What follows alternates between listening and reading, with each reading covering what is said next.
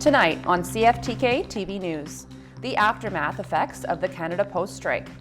The price of homes in BC is on the rise, and Literacy Day is celebrated in Terrace.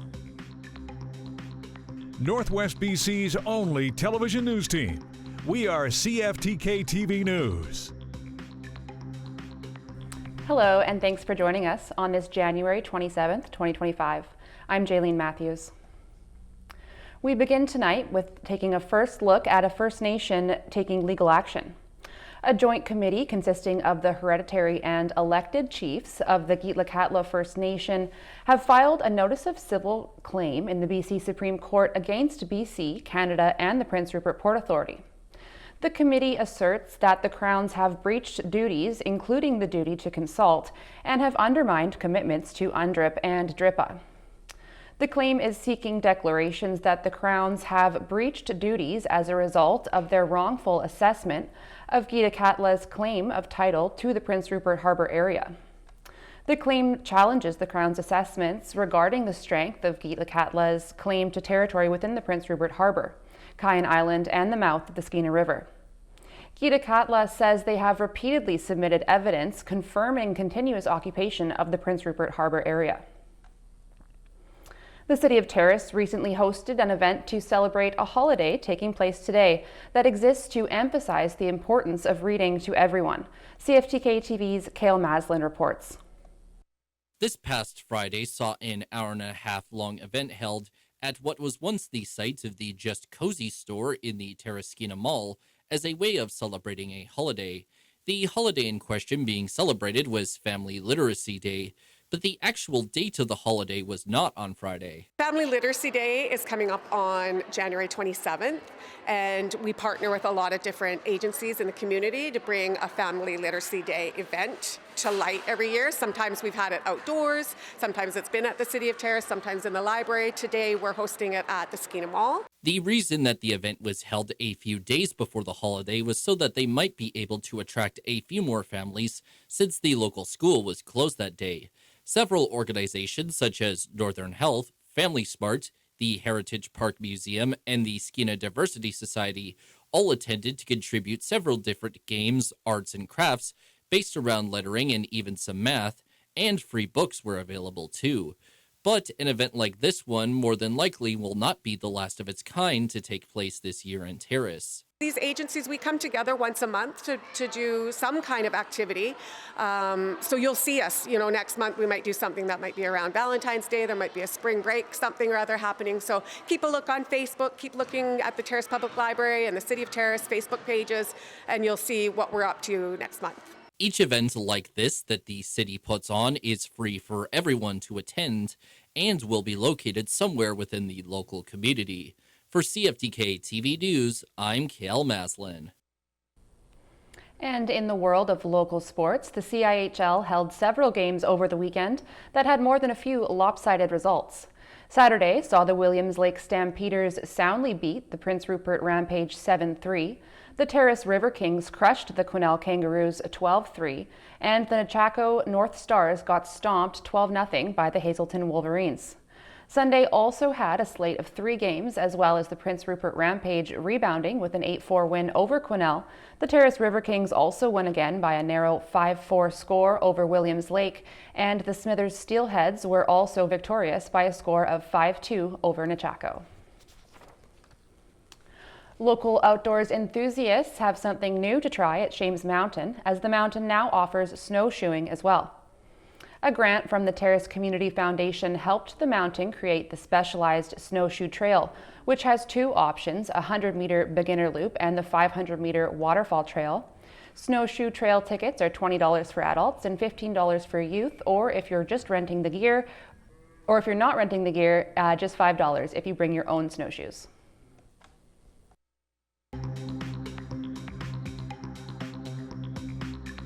Coming up next, the trickle-down effects of the Canada Post strike.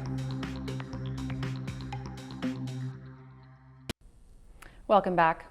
Dawson Creek's police said a 23-year-old man was charged with second-degree murder in connection with a shooting from a little over a week ago. Dawson Creek RCMP said the BC Prosecution Service applied the charges after the January 19th shooting killed one man and hospitalized another person. The alleged shooter and the victim reportedly knew each other, and the attack wasn't random.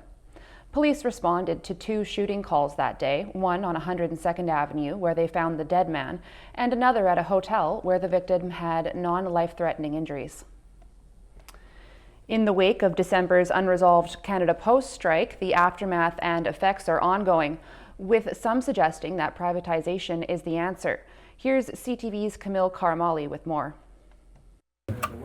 This small Toronto business has some big-time demands. With packages shipping around the country, but it's still struggling to carry the load. Okay, ready to go. In the aftermath of a Canada Post strike in December. The strike hit us in the worst time that we could have. So how do you feel about Canada Post after the strike? I'm nervous listening, are they going to have another strike? It's not just the month-long strike that's frustrated Canadians. Canada Post has lost $3 billion in the last 6 years. This week, the federal government handed over a $1 billion lifeline that Canada Post said it would repay. This is a $1 billion bailout.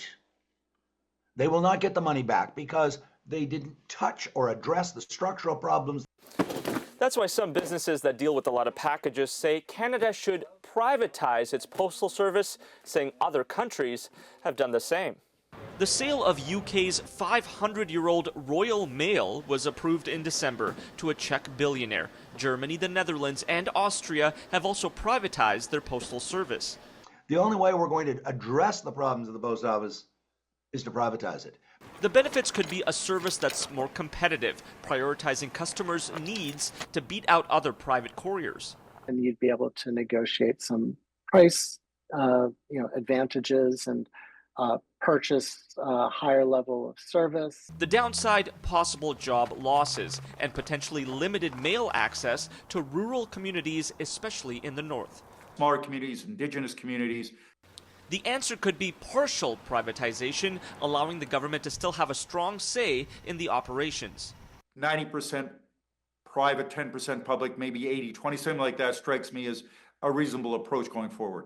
Canada Post admits major structural change is needed, with many arguing it's time the current model was shipped off. Kamil Karamali, CTV News, Toronto. Mounties are warning the public about a text message scam that appears to be sent from the RCMP. They say victims have received unsolicited texts claiming that the RCMP is unable to deliver court documents and provides a link to click to reschedule a court date. Police say the message includes a Canada logo, Canadian flag, and the RCMP logo in an attempt to deceive the person receiving the fake text. The agency says it would never ask for personal information through text or email and are advising anyone who receives it to delete it. In the wake of the LA fires, residents are now dealing with a new threat: heavy rains causing mudslides, street closures, and flooding. Here's ABC's Alex Stone with that story. The first significant rain in Southern California in months is triggering fears of flooding and mudslides like this. 4 vehicles stuck in the mud in Woodland Hills, and elsewhere mud forcing street closures. They're trying to clear this road where this mudslide just came down. Thick mud. It is this worry as the rains are falling all the way up these canyon roads. So we brought in extra crews to help with the debris flow or the risk of flooding. This home surviving the Palisades fire last week, only to be split in half in a landslide. These slopes have become fragile. The soil that is supporting your home have all become fragile and damaged, if you will, due to the events that we've had, even when it's not raining. Kari Vons lost his home in the Eaton fire. He and his dad now relying on sandbags to protect his grandmother's house. If we have water damage, that just adds another situation on top of already what we're going through. Meanwhile, new clues on what may have started the massive Eaton fire, which left 17 people dead. The LA Times posting new video from a law firm that's suing power company Southern California Edison, claiming the fire may have ignited at a transmission tower. Moments after, flashes of blue and white light flared near the electrical equipment. The power company saying it's fully cooperating with the ongoing investigation. Southern California Edison has said it has no record of an electrical failure on lines in that area. As for the rain today, the worst of it is expected to end this morning. Allison Cossack, ABC News, New York. Turning to our weather, you might have noticed it's not quite as dark anymore on your morning commute.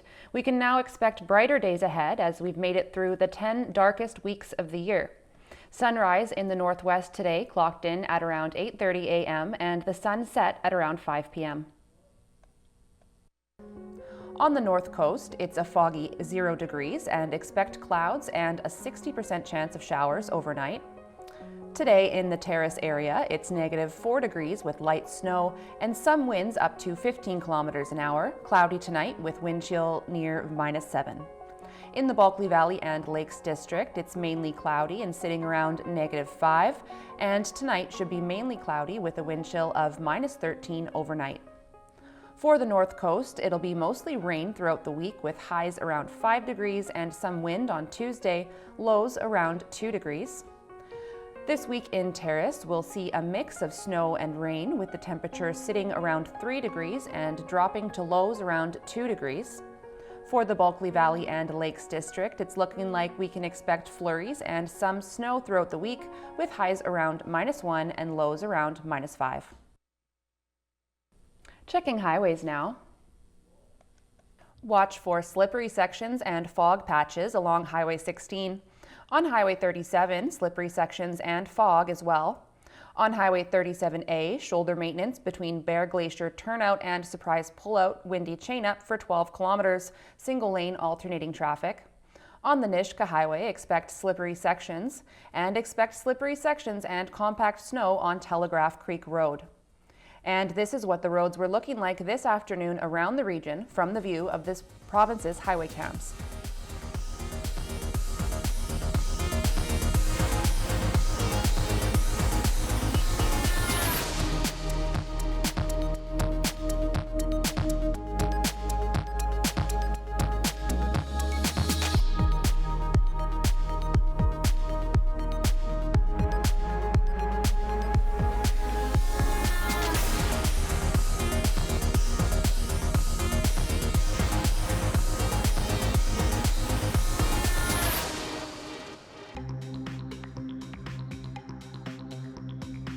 Still to come, response to the Alberta Premier's take on tariffs.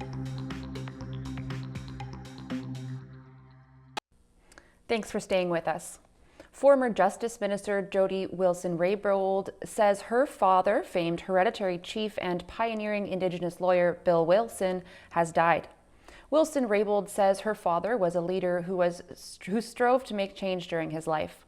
The Union of BC Indian Chiefs says it was deeply saddened to hear of Wilson's death. The union says Wilson was a champion for Indigenous title and rights and was crucial to the creation of the organization. As Canadians deal with President Trump's tariff threats, some are questioning Alberta Premier Danielle Smith's handling of the issue.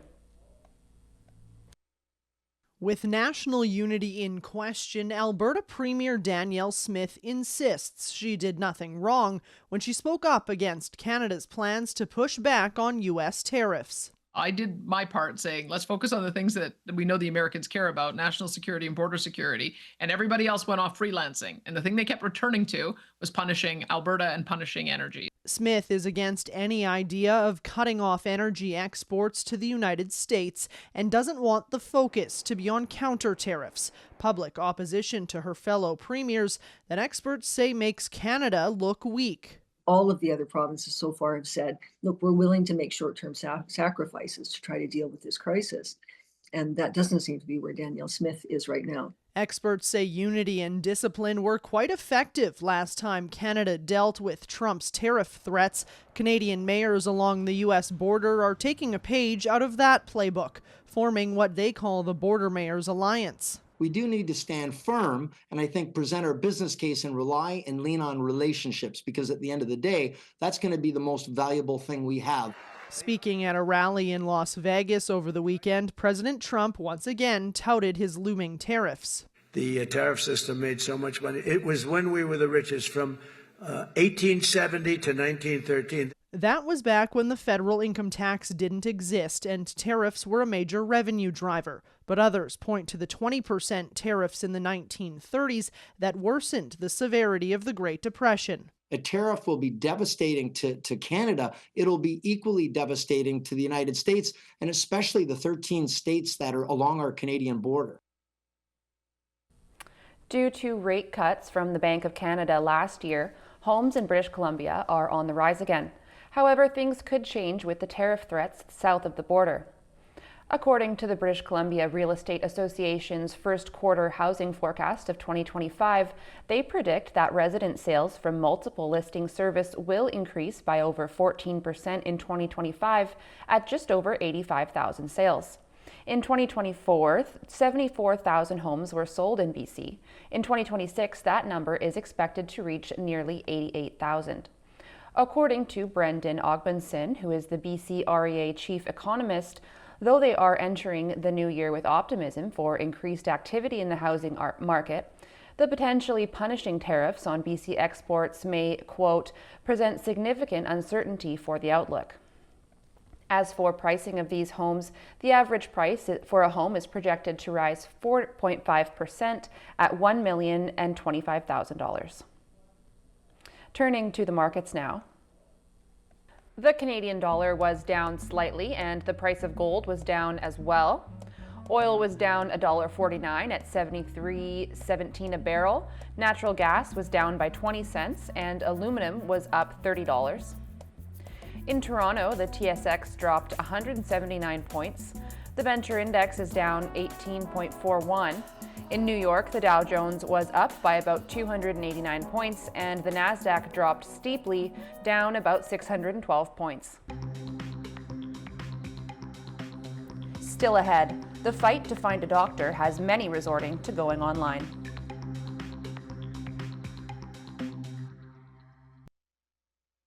Stock market numbers before the break showed deep losses in tech. Here's CTV's Adrian Gabriel with that story. The next generation of artificial intelligence has sent a very real shockwave through the stock markets. All the assumptions that we've made about how Americans are leading the AI charge have just been blown up by this one single company, this one single product. Enter DeepSeek, a Chinese AI startup that was just founded in 2023, which has suddenly taken over the #1 spot on the free AI Apple App Store in the United States, beating out ChatGPT. DeepSeek's popularity has skyrocketed since it was released a month ago and has only grown after launching a free assistant last week. The company claims to be powered by an open-source model that its researchers say was developed for only $6 million. If accurate, that's significantly less than the billions being spent by rival AI platforms, raising questions about the future of America's AI dominance and the scale of investments seen in the United States from multiple firms. The result has been a major hit to the markets, especially to the tech-heavy NASDAQ. You fear disruption, right? When a disruptor enters a space, it becomes very troublesome for the standing players. Last week, OpenAI joined a group of other firms who pledged to invest $500 billion in building AI infrastructure in the U.S. All of that economic theory has now been turned on its ear because now someone can do it for a fraction of the price. Some are now describing this as AI's Sputnik moment, a reference to the satellite launched by the Soviet Union in 1957 that caught the U.S. off guard. Though it remains to be seen whether data privacy concerns similar to TikTok will ground China's DeepSeek just as it's beginning to lift off. Adrian Gabriel, CTV News, Toronto. A new poll from the Canadian Medical Association found that more and more people are turning to online healthcare in the absence of a family doctor. Here's CTV's Alex Karpa with more on that. Kristen Kelly has spent the last 5 years looking for a family doctor. It's just been a long process. Kelly would spend hours waiting at a walk-in clinic and relied on the internet, including ChatGPT, for medical advice. Thankfully for her, she won't have to do that anymore. I just try to stay healthy overall and hope for the best, but I'm happy that I found a doctor now. But others aren't so lucky. Kim DeSorcy has been without a doctor since May 2024. I'm very nervous about it. Thankfully, I'm a healthy person right now. I have a son that's a type 1 diabetic that doesn't have a doctor as well. Desorcy, too, has spent hours looking for doctors and has at times sought out medical advice online. It's a concern. In the event that I did get sick, where would I go? And not having a family doctor, I don't have someone that has my family history. A new poll from the Canadian Medical Association found that 37% of respondents used medical advice they found online because they couldn't access a doctor or a medical professional for help. Almost a quarter of those surveyed said following health advice they found online resulted in a bad reaction or had a negative impact on their health. Leaning into team-based care, leveraging the skill set of all the healthcare providers in that team setting will help to address the needs and concerns of Canadians. If you don't have access to a doctor or any medical professionals, the CMA says you should look to trusted sources such as the Public Health Agency of Canada or other organizations led by health professionals to gather information. Alex Karpus, CTV News, Winnipeg. And for our last story this evening, a firefighting enthusiast in Delta has won the hearts of his local outfit. Here's CTV's Adam Swatsky. Watching firefighters in the movies may be great, Richard McNaughton says, but nothing beats seeing a fire engine in real life. Sirens and the flashing lights. That's so good. Richard, who lives with a rare genetic disorder, loved firefighters so much when he was younger. His sister, Marcia, says whenever her back was turned, he'd call 911. And they would arrive and he'd be hanging out the window. Hi guys, how are you? Although Richard was repeatedly told all the reasons why he shouldn't do that, he couldn't stop. And it came to one of those situations, if you can't beat them, join them. So the team at the time, including now retired Chief Dan Copeland, invited Richard to visit their hall to show him the seriousness of their responsibility. Right away, just grabbed the hearts of the firefighters and the department. When Richard first got to put on the oxygen tank and mask, he ran around the hall going, "Who are you gonna call? Ghostbusters!" He earned the nickname Winston after one of the movie's characters and never called 911 again. But what impressed the firefighters most was not Winston's passion for their profession, but his constant question, consistent with all first responders: how can I help? He wanted to be a part of the crew and didn't really know any different than, like, let's get at this. And after excelling at volunteering around the hall and being an ambassador at public events, Winston was officially named an honorary firefighter and given his own uniform. I was shocked and amazing. Whether Winston's wearing his uniform or not, Marcia says her brother carries around a first aid kit and is always set to serve. Is the first one to run and help if somebody falls. And the first one to call, Dan recalls, if something seemed off. He would say, "Danny, they didn't have their siren going. They had the lights on, but they didn't have the siren going." And I said, "Thanks for the tip, Winston. We'll deal with that." Richard was recently honored for 20 years of voluntary service with the department. It's amazing. I mean, I appreciate all that they've done for me. But the firefighters say they appreciate all Winston's done for them even more. Said he's a natural. Yeah, he's crushing it today. Adam Swatsky, CTV News, Delta. That's our news for now. For more local news, visit cftktv.com. Thanks for watching.